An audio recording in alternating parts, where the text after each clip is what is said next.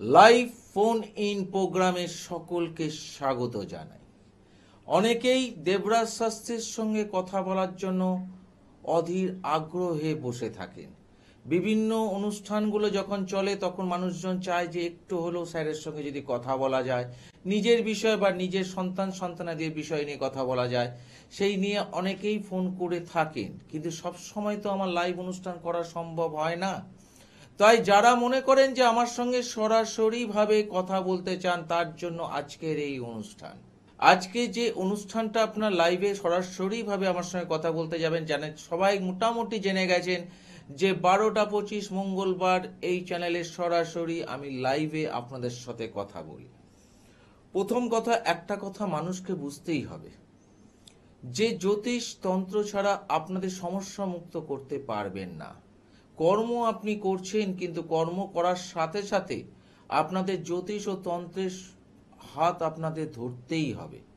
কারণ আপনারা জানেন না আপনাদের কখন কোন জায়গায় কি অবস্ট্রাকেল বা কোন জায়গায় কি বাধা হয়ে দাঁড়াচ্ছে। আপনার ছেলে পড়াশোনা করতে চাইছে না, আপনার মেয়ে পড়াশোনা করতে চাইছে না, বা পড়াশোনা করছে কিন্তু ভালো রেজাল্ট করতে পারছে না, বা একটা বিজনেস ভালো করে চলছিল কিন্তু ইদানিং বিজনেসটা বসে যাচ্ছে, বা স্যার চাকরির জন্য হয়রানিভাবে আমার ছেলে বা মেয়ে চেষ্টা করে যাচ্ছে, খুঁজে যাচ্ছে, কিন্তু কোনোভাবেই চাকরিটা আমার জীবনে আসছে না বা আমাদের জীবনে আসছে না। বা অনেক সময় বিবাহিত লাইফ খুব ভালো ছিল স্যার, এখন ইদানিং ডিস্টারবেন্সের মধ্যে পড়েছি, অনেক সময় থার্ড পার্সন ইনভলভমেন্টের জন্য আমাদের জীবনে নানা রকম সমস্যার সম্মুখীন হয়েছে। কি করব স্যার বুঝে উঠতে পারছি না। চেষ্টা তো করছি সংসারটাকে টেকাবার জন্য, কিন্তু কোনো না কোনোভাবেই সেই প্রবলেমটা ক্লিয়ার হচ্ছে না, সেই কোথাও যেন অবস্ট্যাকল হয়ে যাচ্ছে। এইগুলো কি স্যার জ্যোতিষশাস্ত্র বা তন্ত্রশাস্ত্রের মাধ্যমে গেলে এখান থেকে কি সমাধানের রাস্তা পাওয়া যাবে? অবশ্যই পাওয়া যাবে। কারণ এই ধরনের সমস্যা নিয়ে যারা আসেন তাদের প্রকৃত হইতে তারা সমস্যাটা দেখতে পান, কিন্তু একজন জ্যোতিষ বা তান্ত্রিক সেই জায়গাটা দেখার পর সেই জায়গাটায় যখন প্রতিকার প্রতিবিধান করেন তখন মানুষজন কিন্তু কার্যকারিতার বুঝতে পারে। অনেক সংসার, ভাঙা সংসারকে জোড়া লাগিয়েছি, বহু দিন ধরে বহু বছর ধরে এরকম অনেক সংসার ভেঙে যাচ্ছিল, সেই সংসারকে জোড়া লাগিয়েছি কিন্তু এই জ্যোতিষ শাস্ত্র, তন্ত্রশাস্ত্র এবং আমার বংশ পরম্পরা রিলেটেড মহাশক্তি কবচ, যেটা আমি সব জায়গায় বলে যাই। কেন যাই? একটাই কারণে, সেই সব কবচ বারবার দেবরাজ শাস্ত্রীর বংশ পরম্পরার মহাশক্তি কবচ একবার যার গলায় যে সমস্যা নিয়ে ধারণ করবে সেখানে কার্যকারিতা পাবে। হ্যালো। হ্যালো। হ্যাঁ, নমস্কার। নমস্কার, আপনি আমার শ্রদ্ধ প্রণাম নেবেন। হ্যাঁ, আমি যাদবপুর থেকে বলছি। আমার আচ্ছা। এমএসসি কমপ্লিট হয়ে গেছে। হ্যাঁ, আপনি আপনি আপনি আপনার বিষয় জানবেন তো? হ্যাঁ হ্যাঁ, আমি আমার বিষয়েই জানি। হ্যাঁ, একটু ডেট অফ বার্থটা বলুন, আগে নামটা বলুন। হ্যাঁ, আমার নাম জয়বিথি ঘোষ। আমার ডেট অফ বার্থ 15/5/2002। 15/5/2002। টাইম? সকাল 6টা 43। জন্মস্থান রানাঘাট। আচ্ছা, 6টা 43 AM, রানাঘাট। নদিয়া। আচ্ছা, আপনার হচ্ছে মিথুন রাশি, বিষ লগ্ন, ঠিক বললাম না ভুল বললাম? হ্যাঁ, এইটা ঠিক, এটা আমি জানি। এটা জানেন। এবার আপনার সম্বন্ধে আমি কিছু কথা বলবো, আমাকে একটু ইয়েস আর নোতে উত্তর দেবেন, ঠিক আছে? অবশ্যই। হ্যাঁ। প্রথম কথা হচ্ছে, এখানে যেটা ইন্ডিকেশন করছে হঠাৎ করে মাথা গরমের প্রবণতা একটু আপনার ক্ষেত্রে বেশি দেখাচ্ছে। ইয়েস আর নো? আগে হতো, এখন হচ্ছে একটু না। হচ্ছে না, হ্যাঁ। আর একটা জিনিস ইন্ডিকেশন করছে, সেটা হচ্ছে দেখবো বুঝবো তারপর মানবো, এই মানসিকতা সম্পন্ন মানুষ। খুব যে বিশ্বাস করেন এটা নয়, আগে বুঝবো দেখবো তারপরে মানবো। ইয়েস আর নো? ইয়েস। ইয়েস। এবার প্রশ্ন হচ্ছে 1 2 3 4 5, পঞ্চমপতি বুধ লগ্নে বসে আছে, সে বসে 7 8 9, নবমপতি শনি সেও লগ্নে বসে আছে, কিন্তু সে বসে আছে চতুর্থ পতির সাথে। এই জায়গাটা একটু প্রবলেম আছে যে আপনি হায়ার এডুকেশন করতে পারবেন এবং হায়ার এডুকেশন করার ফলে একটা জায়গায় কিছু অবস্ট্রাকেল আসবে, কিন্তু যতটা আপনি রেজাল্ট আশা করবেন ততটা কিন্তু আপনি নাও পেতে পারেন। ইয়েস আর নো? হ্যাঁ, সেই অনুপাতে এখনো হয়নি, আমার এমএসসি কমপ্লিট হয়ে গেছে। হ্যাঁ, কিন্তু আমি যে রেজাল্টটার কথা বলছিলাম হ্যাঁ একটু, হ্যাঁ হ্যাঁ, আমি রেজাল্টটার কথা বলছিলাম যে যতটা আপনি আশা করবেন ততটা কিন্তু আপনি পাবেন না। তার থেকে কম। হ্যাঁ, হ্যাঁ। যতটা আশা করবেন তার থেকে কম পাবেন, কিন্তু আপনি করতে পারবেন। হ্যাঁ। এবার প্রশ্ন হচ্ছে, হ্যাঁ বলুন। হ্যাঁ, এইবার আমি পিএইচডি করতে চাইছি, মানে নেট দেব। আর হ্যাঁ। আমাকে পাড়ায় হাত দেখিয়ে হাতে প্রবাল মুক্ত না, প্রবাল, চুনি, গোমেদ, পান্না পরিয়ে দিয়েছে 6 মাস থেকে 7 মাস আগে আমার মা। হ্যাঁ, আচ্ছা। তো হাতে এই 4টে স্টোন ঢুকিয়ে দিয়েছে। কিন্তু আমি যে স্টোন পরে খুব একটা ফ্রুটফুল এই 6 মাসে তা নয়। তো প্রবাল। এবার প্রশ্ন হচ্ছে, আমি একটুখানি বলে নিই। প্রথম কথা হচ্ছে আপনার লগ্নটা হচ্ছে বৃষ লগ্ন, লগ্নে সপ্তমপতি দ্বাদশপতি লগ্নে অবস্থান করছে বলে আপনাকে পড়িয়ে দিয়েছে মঙ্গল। এবার প্রশ্ন হচ্ছে রবি তার সঙ্গে পড়িয়েছে, রবি হচ্ছে পঞ্চমের দ্বাদশ, অর্থাৎ হায়ার এডুকেশন করতে গেলে পঞ্চম নবমকে আমাদের লাগে। আর পঞ্চমের দ্বাদশ মানে হচ্ছে আপনার হায়ার এডুকেশনের ক্ষেত্রে বাধা প্রাপ্ত হবেন যদি আপনি চুনি পড়ে থাকেন, যেটা আপনি পড়ে আছেন। কি বললাম কথাটা বুঝতে পারলেন? আচ্ছা আচ্ছা। চুনি পড়ে আছেন, যেটা আপনার হায়ার এডুকেশনকে বাধা সৃষ্টি করবে, ফার্স্ট। দ্বিতীয় কথা, লগ্নপতি যেহেতু আপনার দ্বাদশপতি লগ্নে অবস্থান করছে, তারপরে মঙ্গলের পাওয়ারটা বাড়িয়েছে, সেটা আপনার সপ্তমপতির জন্য। তার ফলে কি হচ্ছে, রাগ তো কমেছে, কিন্তু মাঝে মধ্যে যখন রেগে যাচ্ছেন তখন কিন্তু একটুখানি ব্লাস্ট হচ্ছেন, কিন্তু বেশিক্ষণ থাকছে না, আবার নর্মালি এসে যাচ্ছেন। কি বললাম কথাটা বুঝে? আরেকটা কি বললেন, আরেকটা পাথর? আরেকটা পান্না আর গোমেদ। পান্না গোমেদ। প্রথম কথা, অ্যান্টি পাথর পড়ানো হয়েছে, রবির সঙ্গে রাহু অ্যান্টি। কি বললাম কথাটা বুঝতে পারছেন? রবি সৃষ্টিকর্তা, রাহু ধ্বংসকর্তা। এই যে ভুল ডায়াগনোসিস, তার ফলে কিন্তু আপনি তো ফল পাবেন না, তার নেগেটিভ অ্যাপ্রোচগুলো কিন্তু আপনি ভালো দেখতে পাবেন। আপনি লক্ষ্য করে দেখুন, 6 মাস ধরে আপনি পড়েছেন, রেজাল্ট বুঝতে পারেননি, কিন্তু আমার মনে হচ্ছে যে কিছুটা প্রবলেমই হচ্ছে আমার এটা পড়ে। ইয়েস আর নো? হ্যাঁ, ইয়েস, আমি রেজাল্ট সেভাবে পাচ্ছি না। কেন পাচ্ছেন না? ভুল ডায়াগনোসিস, ভুল প্রতিকার। আচ্ছা। ভুল ডায়াগনোসিস, ভুল প্রতিকার। কেন? সৃষ্টিকর্তা ধ্বংসকর্তাকে একসঙ্গে আপনি গার্ড দিয়েছেন, এবং রাহু মঙ্গল একত্রে কিন্তু সম্পর্কটা ভালো নয়, সেটাকেও আপনি গার্ড দিয়েছেন। তার মানে সব অ্যান্টি গ্রহকে গার্ড দিয়ে উল্টো হচ্ছে আপনার ভিতর যে উৎফুল্লতা ছিল, সেই উৎফুল্লতা কিন্তু আস্তে আস্তে কিন্তু কমে যাবে। হঠাৎ করে প্রবলেমগুলো বেশি ফেস করতে আরম্ভ করবেন। আচ্ছা, তাহলে আমি গোমেদটা খুলেই ফেলি। গোমের নয়, এগুলো হচ্ছে কি, আপনার রবিটা পড়ে আছে, রবিটা চতুর্থপতি। চতুর্থপতি হচ্ছে প্রাথমিক বিদ্যার ক্ষেত্রে কাজে লাগে। যখন আপনি হায়ার এডুকেশন করবেন তখন কিন্তু আপনার পঞ্চম নবমকে কাজে লাগবে।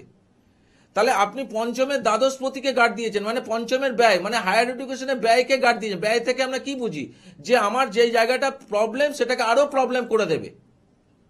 কি বললাম কথাটা বুঝতে পারলেন? হ্যাঁ, সেটা আমারও একটু মনে হচ্ছে।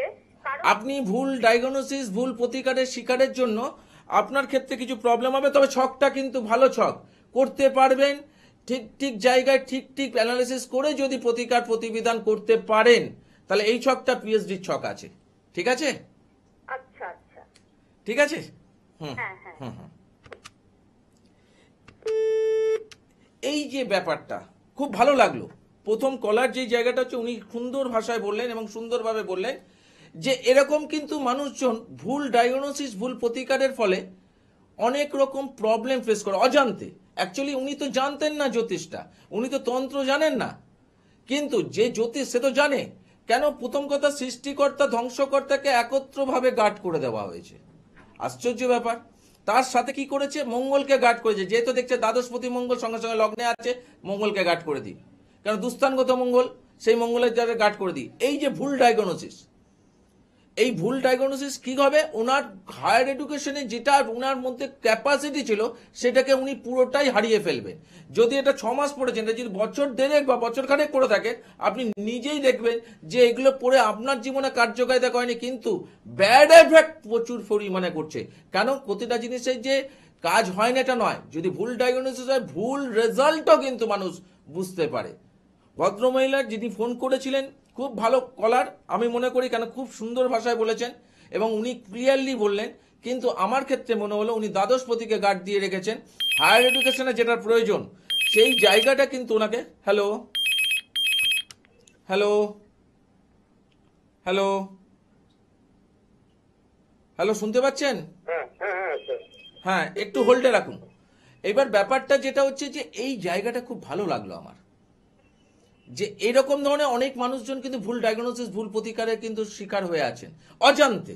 আমি বলছি না আপনারা যার কাছেই যাচ্ছেন সেখানে যাচ্ছেন, যান, কিন্তু সেই মানুষটির মধ্যে জ্ঞান প্রয়োজন থাকবে। জ্ঞানের ভাবটা যদি প্রয়োজন না থাকে তাহলে কিন্তু কার্যকারিতার ক্ষেত্রে কিন্তু ভুল ডায়াগনোসিসের ভুল প্রতিকার তার জীবনকে ছাড়খাড় করে দেবে। ঠিক আছে? হ্যাঁ বলুন, কে বলছেন? নমস্কার স্যার। নমস্কার, নমস্কার, কে বলছেন? আমি শুভজিৎ হালদার বলছিলাম। শুভজিৎ হালদার, কোথা থেকে বলছেন?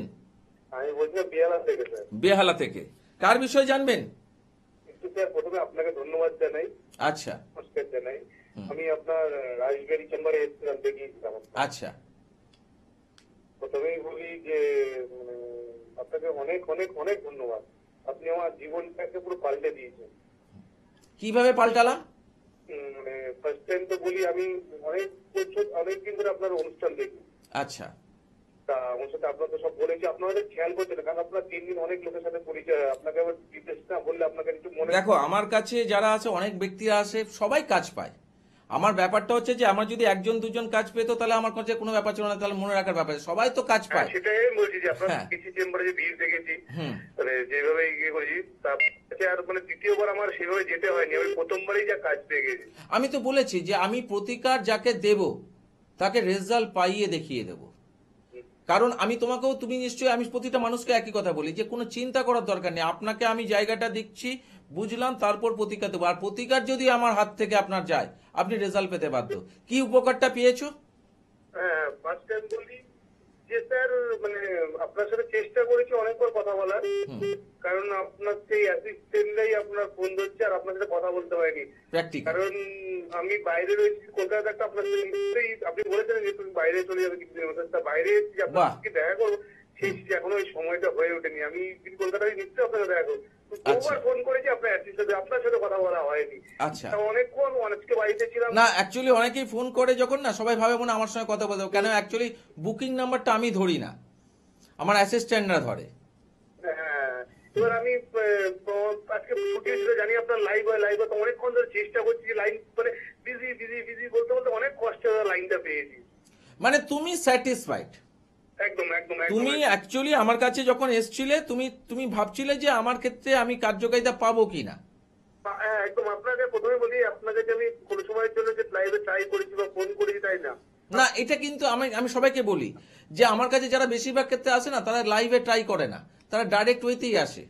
কেন? ডাইরেক্ট ওয়েতে এলে কি বিচারটা ক্লিয়ারলি পাওয়া যায়। লাইভে গিয়ে ওই 2 মিনিটের মধ্যে বিচার হয় না, একটা মানুষকে প্রবলেম বলে দেওয়া যায়। খুব ভালো লাগলো যে তুমি লাইভে ট্রাই করনি, ডাইরেক্ট এসছো, এসে কাজ পেয়েছো।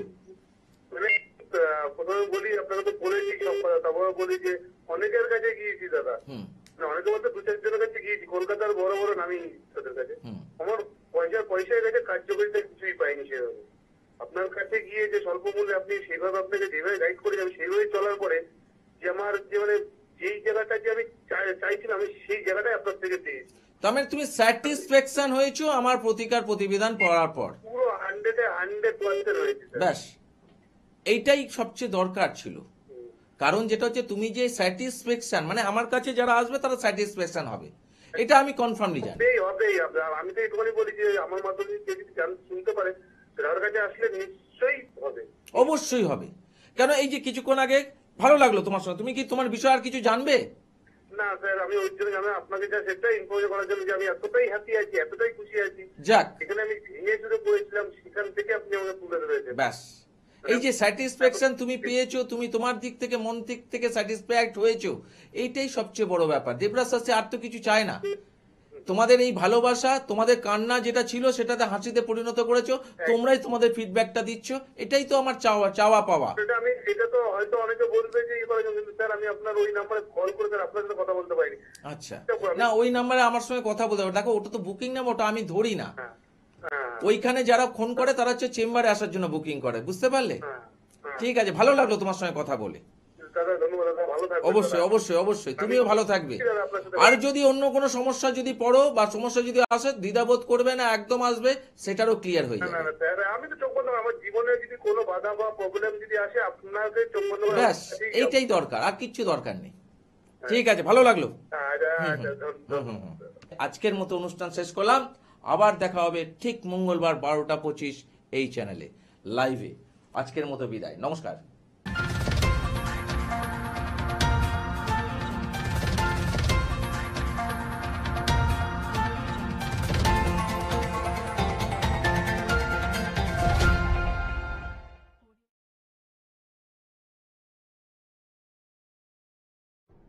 নমস্কার। ঠিক এই সময়টায় ভাগ্যভাষারও আপনি অনুষ্ঠানটি আপনারা দেখে থাকেন এবং যথারীতি প্রত্যেক দিনের মতো আজকেও আমরা সেই অনুষ্ঠান নিয়ে চলে এসেছি। এবং এই অনুষ্ঠান মানে ভাগ্যভাষারও আপনিতে আচার্য ভাস্কর একজন শিক্ষিত জ্যোতিষ ব্যক্তিত্ব, যার কথাগুলো আপনারা সবসময় দেখবেন যে একটা আলাদা মূল্যবোধ আমাদের মধ্যে গড়ে তোলে। এবং যিনি অনুষ্ঠানে উপস্থিত হলেই তার যেমন ফোনের ঝড় বয়ে যায়, এবং সাথে সাথে বলবো যে তার